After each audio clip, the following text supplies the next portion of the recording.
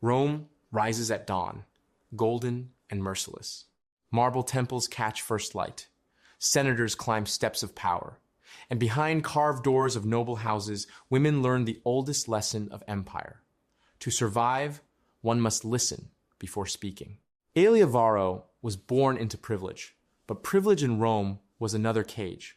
On her wedding day, streets cheered, musicians played, and her hand was placed into that of Senator Marcus Varro.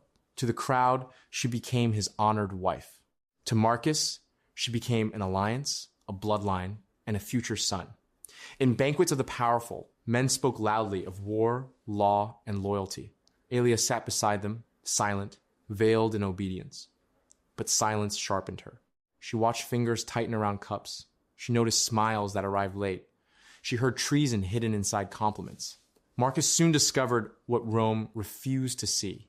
His wife understood power better than he did. In private, he asked for her judgment. In public, he dismissed her as decoration. And Aelia learned that a Roman wife could guide a man's ambition, yet never be allowed to own her wisdom. Then came Empress Domitia, beautiful as a statue and colder than bronze. She looked at Aelia and saw not a wife, but a weapon, unaware of its blade. Men command armies, she whispered. Women command the men who command armies. So Aelia built her own senate, not beneath marble ceilings, but in women's chambers, nurseries, kitchens, and candlelit corridors. Wives carried secrets. Servants carried letters.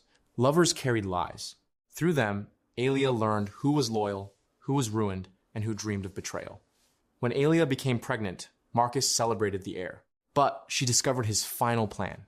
After the child was born, he would divorce her and marry closer to the throne. She had been his bridge to greatness, and once crossed, she would be burnt. That night, the obedient wife died. Aelia began feeding Marcus the truths he wanted, not the truths he needed. She let his pride grow fat. She placed false friends beside him and turned enemies into witnesses. While Marcus plotted against the emperor, Aelia plotted against the plotter. At Saturnalia, when Rome wore masks and masters played fools, Marcus prepared to seize destiny. Instead, before senators and spies, his letters were read aloud. The room froze. Marcus looked at Aelia and understood. "You were my wife," he whispered. "No," she answered. "I was your witness." Marcus fell. Rome applauded the emperor's justice, never knowing whose hand moved the blade. Months later, Aelia walked through the Senate courtyard, carrying her son.